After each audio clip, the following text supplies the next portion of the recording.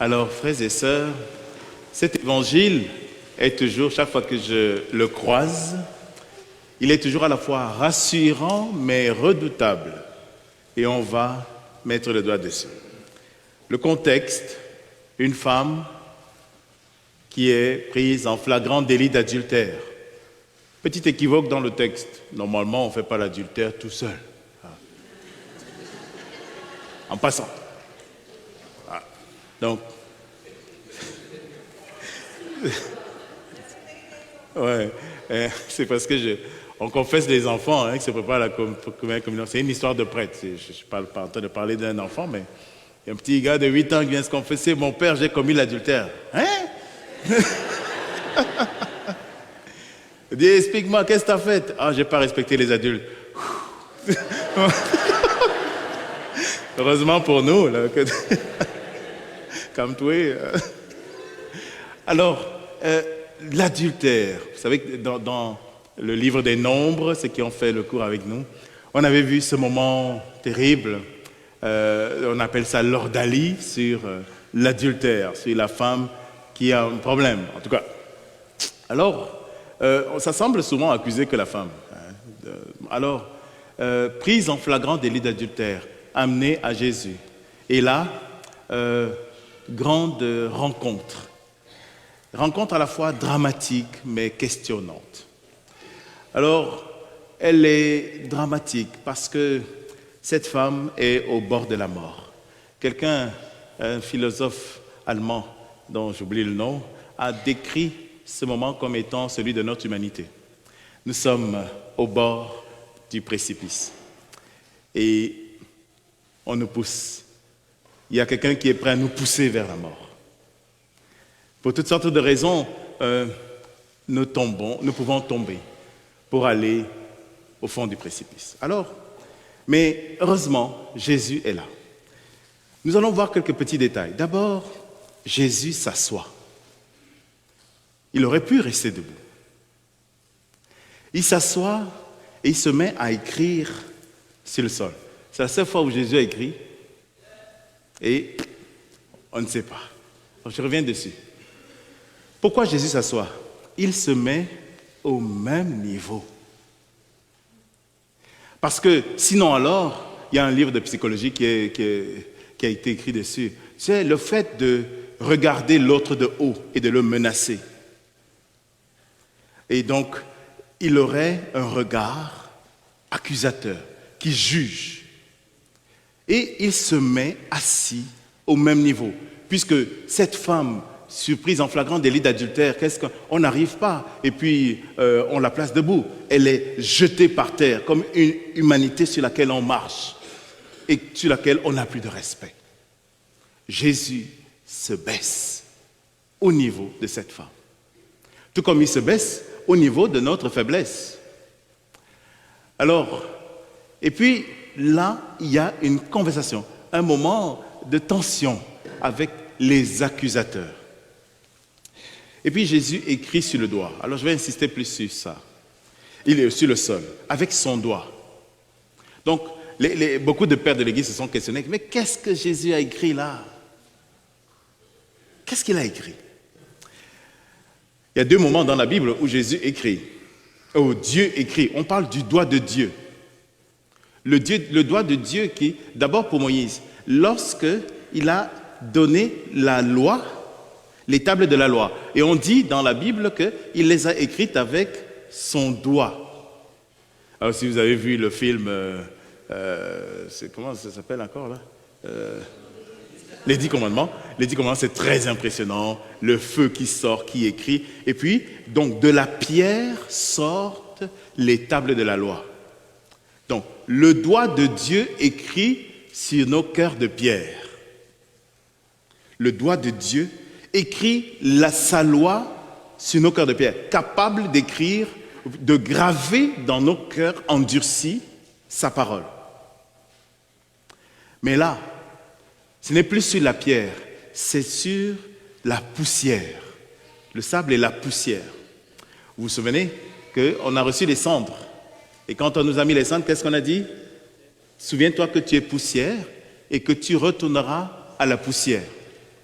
On nous a alors expliqué, avec raison, que c'est la condition de l'homme, c'est que nous ne sommes rien au fond. Tiens, c'est très étonnant. Jésus écrit sur ce qui n'est rien. Il écrit sur ce qui, justement, est jeté par terre et qui n'est rien. Cette poussière dont, quand nous arrivons chez nous, nous nettoyons nos bottes. Nous l'enlevons parce que ça s'appelle de la saleté. Jésus, lui, n'a pas peur de la toucher. Il n'a pas peur de toucher cette poussière. Cette femme est jetée dans la poussière. Et c'est exactement le lieu où Jésus écrit. Mais qu'est-ce qu'il écrit? Je lui ai posé la question ce matin, il m'a dit non. Mais qu'est-ce que Jésus écrit? Donc je l'ai dit, les pères de l'Église se sont beaucoup posé la question, mais qu'est-ce qu'il écrit là?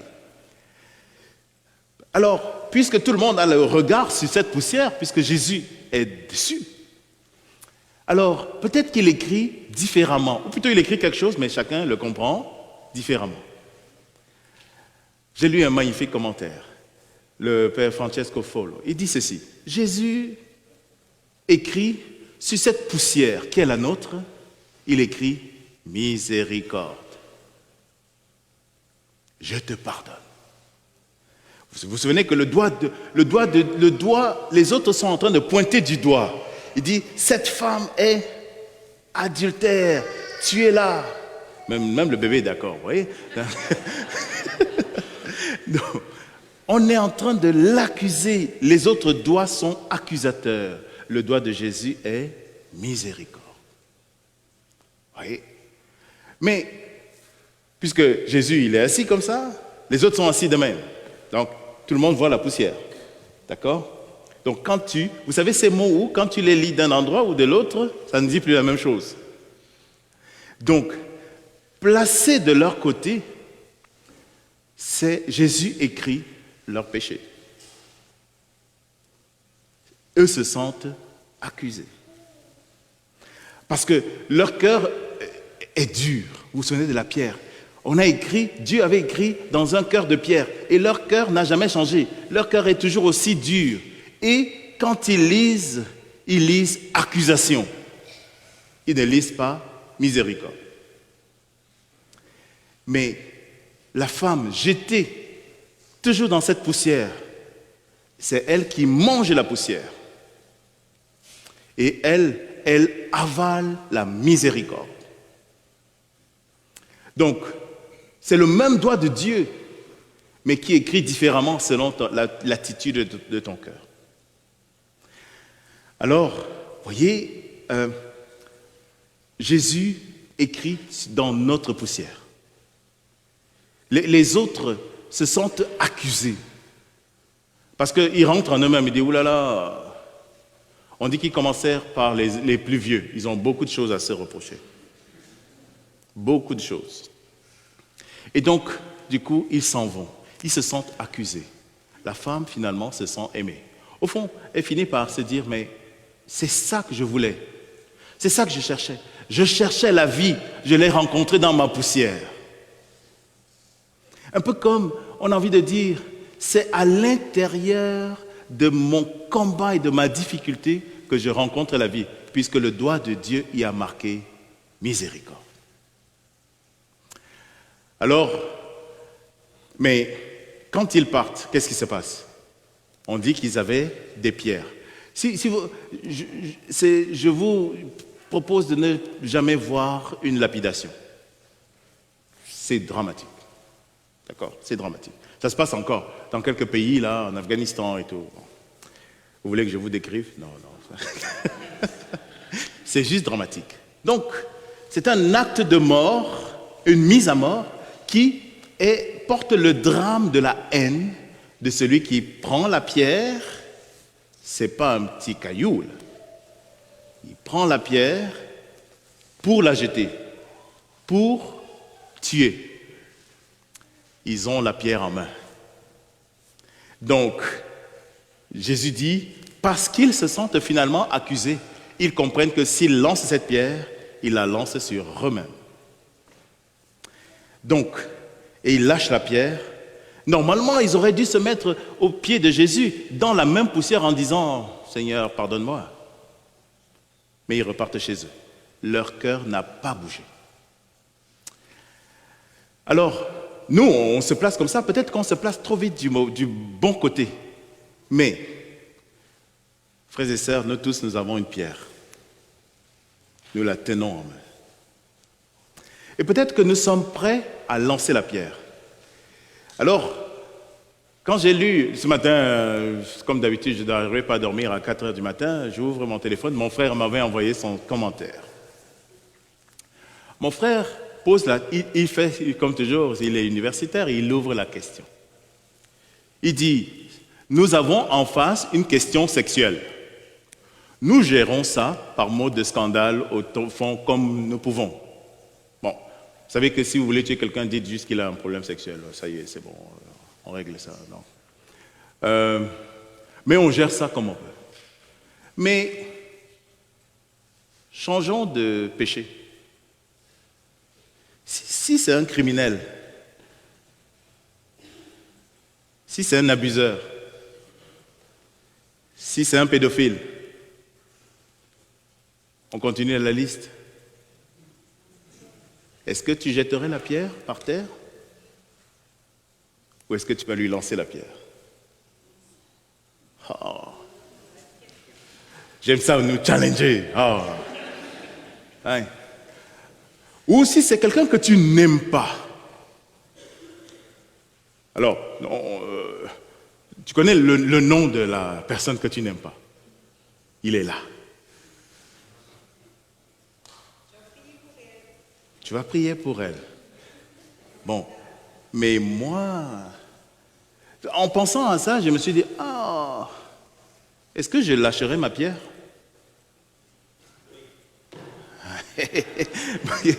C'est pas si facile. Parce que nous avons des haines tenaces et très profondes. Très, très profondes. Jésus a désarmé ces gens sans les changer. Hein. Il a désarmé ces gens sans les changer. Mais, et nous? Est-ce que, au fond, je ne lui jette pas la pierre, mais je l'aime en Christ? Je n'ai pas changé. Au fond, je suis prêt toujours, dès qu'il y aura une occasion, je vais lui jeter la pierre. Je vais le lapider ou la lapider. Donc, le but, c'est de jeter la pierre et de changer. Et de prendre de cette poussière dans laquelle la pierre est tombée et de dire miséricorde.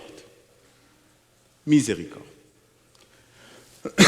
Je pensais à ça et je me disais, oh Seigneur, change mon cœur. Change mon cœur. Je connais les mots qu'il faut dire, mais je ne suis pas sûr que j'ai l'attitude qu'il faut avoir. Je connais les mots, il faut pardonner, il faut prier, il faut. Ah bon?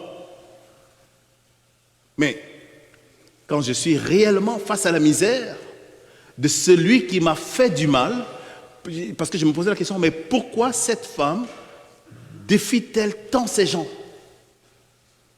Qu'est-ce qu'elle a fait qui les a tant blessés et qui les a challengés au point de vouloir la tuer? Il dit, peut-être que toi et moi, nous portons ces moments où je dis, alors moi, je me dis, ferai comme prière, Seigneur, je t'avoue, je n'aime pas cette personne. Mais désarme-moi et change mon cœur. Vous voyez, c'est le moment du carême. Hein? Nous prions pour que le Seigneur guérisse nos cœurs. Seigneur, change mon cœur. Et change le cœur de l'autre, s'il te plaît, aussi l'autre. Parce que, Seigneur, change mon cœur et son cœur. Seigneur, change nos cœurs. Voilà. Et Jésus veut guérir nos cœurs. Et il nous dit à tous, tout comme à la femme, et il dit, va et ne pêche plus. Le doigt est pour écrire miséricorde. Il n'est plus pour pointer du doigt. Et pour accuser. Il dit, c'est ta faute. Et quand tu accuses, tu dis, tu dois mourir. Mais finalement, c'est plutôt, ouvre nos mains. Un peu comme mon frère appelait ça, nos mains de prêtre sont faites pour pardonner. Elles ont été ointes de l'huile sainte pour donner la miséricorde. Et comme selon la blagounette, mais pas les pieds. Hein? Non. Donc on peut donner des coups de pied? Non, pas du tout. Donc, nos mains ne sont plus faites pour lancer la pierre, mais pour embrasser l'autre. Je termine par un petit défi. Hein? On peut faire ça. Hein? Jésus a écrit sur le sable. Il a écrit une parole qui a été enlevée par le vent. Peut-être que tu peux juste écrire sur le sable ou sur la neige. Ah, il va neiger. Amour. Ça va partir, mais ce sera gravé dans ton cœur. Tu peux mettre ça dans les réseaux sociaux. Hein? Ou tu fais un grand cœur, blessé par une flèche d'amour. Mais tu peux écrire l'amour gravé dans ton cœur. Alors, pour terminer, dernière chose. Aujourd'hui, petite indication liturgique, c'est le 5e dimanche du carême. Cela ouvre alors ce qu'on appellerait le temps de la passion. À partir d'aujourd'hui, dans toutes les lectures, elles vont nous mener directement vers la passion du Christ. Donc, si vous connaissez un peu l'évangile de Saint Jean, au chapitre 8 que nous sommes en train de lire, les pierres qu'on devait lancer à la femme, dernier verset du chapitre 8, on veut les lancer à Jésus. Donc, c'est lui qui prend les pierres qui sont destinées à la femme. C'est par sa passion, sa mort et sa résurrection que Jésus va nous sauver. Donc, nous entrons dans la passion. Donc, dimanche prochain, qu'est-ce qu'il y a? Les rameaux. Donc, nous allons acclamer le Christ, Hosanna, celui qui vient pour nous sauver. Mais justement, nous allons lire la passion. Il vient nous sauver par la passion. Donc, justement, nous sommes invités à célébrer le Hosanna dans la joie, puisque Jésus nous sauve par sa mort et sa résurrection. Je lance l'invitation à nous tous. Samedi, à la cathédrale, nous aurons cette rencontre. Bien sûr, c'est adressé aux gens qui font la catéchèse, mais ouverte à tous, où nous allons célébrer avec Monseigneur Poisson un dimanche des rameaux où nous allons célébrer la grande joie. J'invite tous les jeunes, par exemple, qui sont là, à venir. Et puis, nous allons rentrer dans la Semaine Sainte. Un grand moment, c'est le Vendredi Saint. Nous allons faire la marche du pardon. Nous partirons d'ici pour Saint-Pierre, portant la croix, marchant dans nos rues, justement parce que la croix du Christ veut changer notre vie, notre monde. Et puis nous allons célébrer à 15h la passion du Christ. Je sais que si tu n'as pas pu venir dans la matinée ou dans la journée, tu peux venir le soir. Il y a encore le chemin de croix. C'est jour de jeûne aussi. Ouais, ça c'est... Ouais. Ça c'est plus dur. Puis après, nous rentrons dans la résurrection du Seigneur. Alors, nous entrons donc maintenant dans le grand mouvement vers la mort et la résurrection du Christ. Alors, disposons nos cœurs pour cela. Ouvrons nos cœurs, mais ouvrons nos cœurs à la miséricorde. Jésus a écrit sur le sable « miséricorde ». Alors, accueillons cette miséricorde. Et c'est lui qui prend pour lui le caillou, hein, la pierre qu'il m'était destinée. Maintenant, c'est lui qui la prend. Il enlève la mort pour me donner la vie. Amen.